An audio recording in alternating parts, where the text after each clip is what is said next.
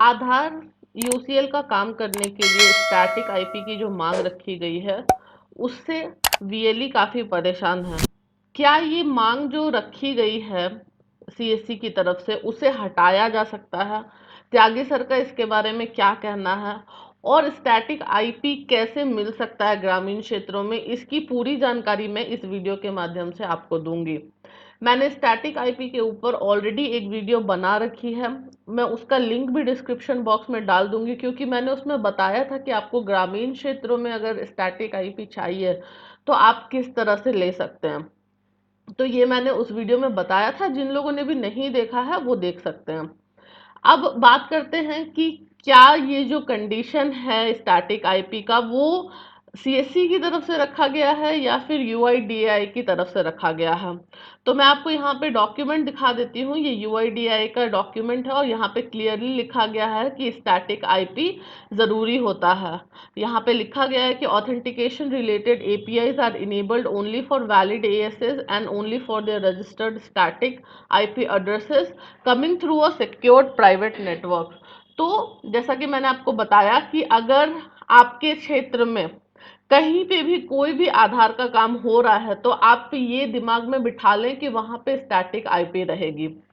अब हमें समझने की जरूरत है कि जब हम ये बोलते हैं कि वहां पे स्टैटिक आईपी रहेगी तो ये एक अच्छी खबर है जिनके लिए, उनके लिए जो भी ये काम आधार का करना चाहते हैं।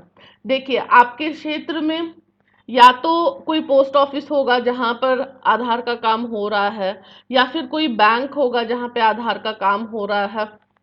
तो इस तरह से कोई ना कोई ऐसी ऑर्गेनाइजेशन होगी जहां पे आधार का काम होता होगा।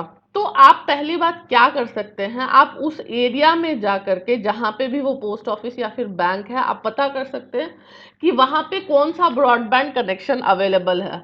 उस एरिया में जो ब्रॉडबैंड कनेक्शन अवेलेबल होगा वहां से अगर 10-12 किलोमीटर की दूरी पे अगर आप रहते हैं तो आपको ब्रॉडबैंड का कनेक्शन मिल जाएगा। क्योंकि अभी सबसे पहली बात यह है कि लोगों को समझ में नहीं आ रहा है कि कहाँ कांटेक्ट किया जाए स्टैटिक आईपी के लिए।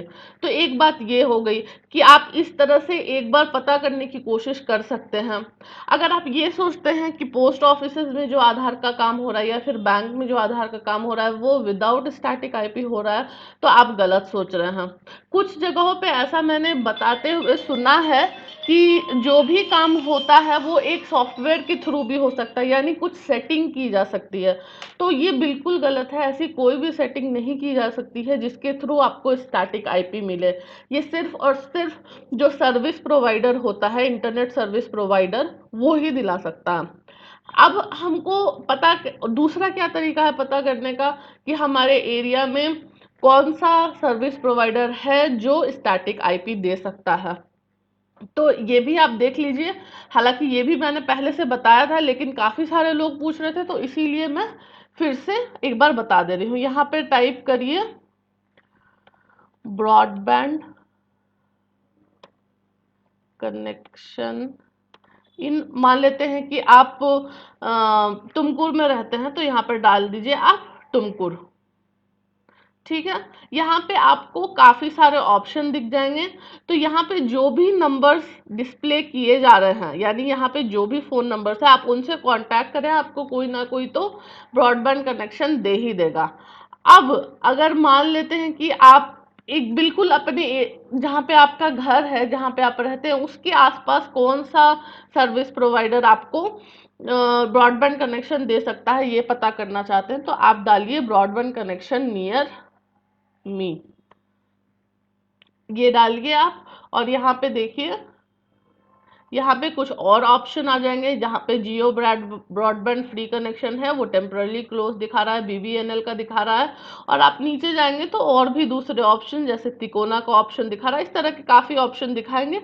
तो आप यहाँ पे क्या कर सकते हैं कि आप अपना यहाँ पे गांव का नाम डालें, मतलब आप जिस भी क्षेत्र में रहते हैं वहां का नाम डालें और कर लें। या फिर आप ऐसा भी कर सकते हैं कि आप जस्ट डायल में जाएं, जस्ट डायल टाइप कीजिए, जस्ट डायल में यहाँ पे जाएं, क्लिक करें और क्लिक करके यहाँ पे अगर जो भी यहाँ पे आपका अगर शहर है, अगर आप किसी बड़े शहर से बिलोंग करते हैं तो आप वो शहर चूज करें, और आप जो भी यहाँ पे सर्च करना चाहते हैं आप वहां पे सर्च कर लें, जैसे ब्रॉडबैंड कनेक्शन।